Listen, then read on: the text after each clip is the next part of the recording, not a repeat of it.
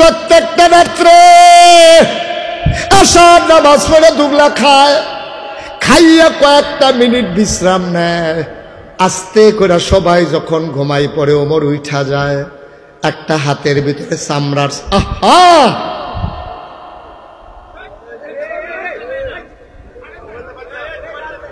কালা শার্ট, তুই কিছু করতে পারতি না, কত তো তুই কইস, একটা ভাব ধরে রয়েছে, কইতে পারতো না, যে কথা কইছে এটা কইতেও পারতো না। ফলাফল তোমরা যেই চালা কইস মার হাবা কর, একটা শব্দ আর হবে না। আমরা ভুল জায়গায় চলে আসতেছি। গুরুত্বপূর্ণ বিষয়, গোটা জাতির জন্য আজকে এই ওয়াজের ভিতরে শিক্ষা, ঠিক কিনা বলো? আচ্ছা লইয়া যাও, বুঝ লইয়া যাও, দেখবা যে রুচি থাকতো না। হাইরো তোমার আসার নামাজ পড়ি, 4টা ঘরের ভিতরে যা আছে খাইয়া সবাই ঘুমায়, তিনি আস্তে করে চাবুক নিয়ে বের হয়ে যায়। একদিনের ঘটনা শোনো, মাঝরাত, পিনপতন, নিস্তব্ধতা, একটা মানুষ জাগনা নাই। গরুগুলো গোয়াল ঘরে ঘুমায়, পশুরা, ওই বেওয়ারিশ কুকুরগুলো নিরাপদ আশ্রয়ে ঘুমায়, পাখিগুলো আপন নিরে ঘুমিয়ে পড়েছে, বেওয়ারিশ কুকুরগুলো নিরাপদ আশ্রয়ে প্রিয়তমা স্বামী, প্রিয়তমা স্ত্রীকে নিয়ে ঘুমায়। ছোট্ট শিশু দুধ খেয়ে মায়ের বুকে ঘুমিয়ে পড়েছে, কেউ জাগনা নাই, পিনপতন, নিস্তব্ধতা। রাত জাগা পাখি হঠাৎ করে ডেকে উঠে, শিয়ালের শব্দ শোনা যায়, দূরে কোথায় যেন ঘেউ ঘেউ করে কুকুর ডাকে। হযরত ওমর বের হয়ে গেলেন, ঘুরতে ঘুরতে ঘুরতে ঘুরতে চলে গেলেন একেবারে অজপাড়া গায়ে, নিবৃত পল্লীতে, বর্ডার বেল্টে, সীমান্ত এলাকায় চলে গেলেন ওমর। হঠাৎ করে তিনি কান পেতে শুনলেন কান্নার আওয়াজ শোনা যায় 2টা বাচ্চার। তাকিয়ে দেখলেন মিটি মিটি আলো জ্বলে। ওমর দিলেন দৌড়, দৌড়ে দৌড়ে দৌড়ে দৌড়ে আওয়াজ যেখান থেকে আসলো ওখানে পৌঁছলেন। গিয়ে দেখে ছিঁড়া একটা তাঁবু, চতুর্দিক দিয়ে মিটি মিটি আলো বের হইতেছে, ভেতরে মিটি মিটি একটা আলো জ্বলতেছে।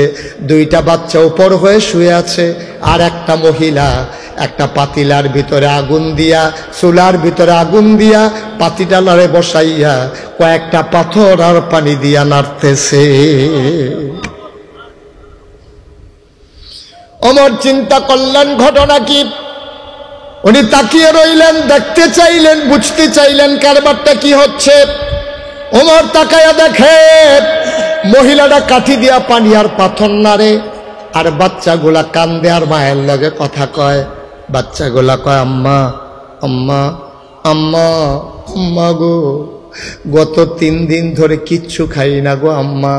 আজকে সকালবেলা বলেছ বিদেশে, কাফেরের দেশে খাবার নাই, মুসলমানের দেশে খাবারের অভাব নাই, কুত্তাও না খাইয়া মারা যায় না, এই আশা দিয়া সকালবেলা ঢুকাইলা। সকাল গেল, দুপুর হলো, দুপুর গেল, সূর্য পশ্চিম আকাশে হেলে পড়ল, বিকাল হলো, কেউ খবর নিল না, মাগরিব হয়ে গেল, পাখিগুলো হারিয়ে গেল আপন নিরে, সূর্য ডুবে গেল পশ্চিম আকাশে, আম্মা কেউ খবর নিল না। মাঝরাত পার হয়ে গেল, কই তোমার ইসলামী রাষ্ট্র, কই তোমার উমর, কই তোমার মুসলমান? আর তো প্রাণে সয় না গো আম্মা, এই দেখো পাথর চাপা দিয়েছি, তাড়াতাড়ি দাও, খাবার না দিলে আর বাঁচব না।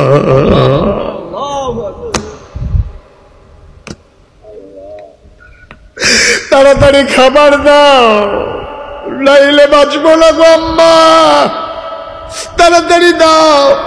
দুঃখিনী মা, খাবার তো ঘরে নাই, কোত্থেকে দেবে খাবার? তিনি ছলনার আশ্রয় নিলেন, বুদ্ধি খাটাইলেন, মনে করলেন চুলার ভিতরে আগুন দিয়ে যদি নাড়াচাড়া করি পাতিলায়, বাচ্চাগুলা হয়তো ঘুমাই যাবে, ঘুমাই গেলে তো আর বিরক্ত করবে না, সকালে যা হয় একটা বোঝ হবে। এই চিন্তা করে তিনি পাথর নাড়তেছে। বাচ্চাগুলা কয়, আম্মা আম্মা গো, তাড়াতাড়ি রান্না করো, কি রান্না করো? বাঁচবো না গো আম্মা, মরেই যাব, 3 দিন ধরে খাবার নাই, পেট আর পিঠ এক লাগে গেছে গো আম্মা, তাড়াতাড়ি খাবার দাও, আমি বাঁচবো না আম্মা, তাড়াতাড়ি দাও। উমর ওই তাঁবুর সামনে দাঁড়াইয়া ছোট্ট ছিদ্র দিয়া দেখতেছে আর কান পেতে শুনতেছে। ওমরের কলজায় মানে না, গাল বেয়ে টপ টপ করে পানি পড়া শুরু করছে। দিছে দৌড়, দৌড়ে দৌড়ে দৌড়ে দৌড়ে তিনি মদিনায় রাজধানীতে ঢুকে গেলেন। ঢুকে যেখানে বাইতুল মাল জমা আছে, গোডাউন, ওই দারোয়ানকে ডাকলেন, দারোয়ান উঠো। দারোয়ান লাফ দিয়ে উঠলেন, বললেন তাড়াতাড়ি করো, একটা বস্তার ভিতরে আটা ঢোকাও, কিছু সবুজ এই সবজি ঢোকাও, পাকা খেজুর ঢোকাও। আটা ঢোকানো হলো, সবজি ঢোকানো হলো, খেজুর ঢোকানো হলো। ওমর বলে বস্তার মুখটা বেঁধে দাও। বস্তার মুখ বেঁধে দেওয়া হলো।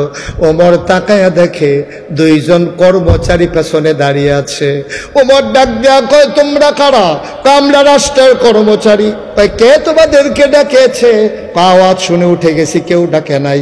কয়, কোথায় যাওয়া লাগবে? আপনি যান, আমরা বস্তাটা নিয়ে আসতেছি। ওমর মুচকি হেসে কয়, বস্তা তো তোমাদের মাথায় দেব না, দায়িত্ব আমার, বস্তাও আমার মাথা।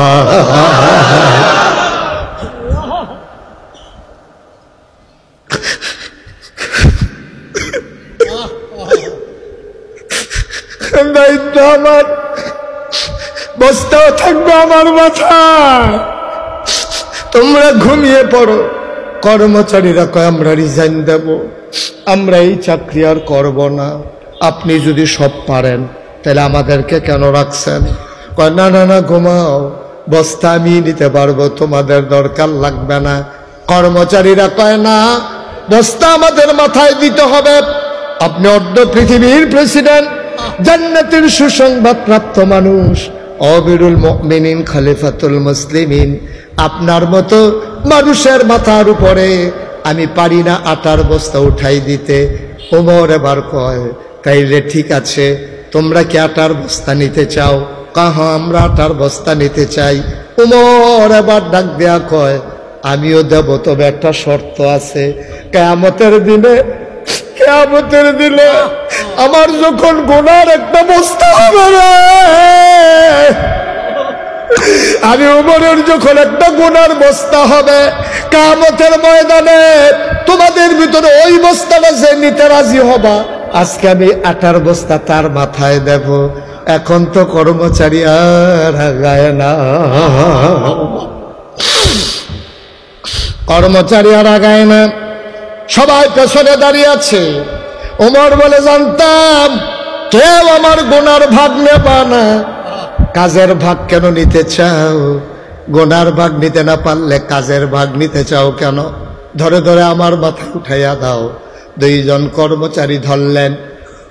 এই পৌর মানুষটা, বুড়া মানুষটা ধৈরা তার বস্তাটা ওমরের মাথায় উঠাই দিছে।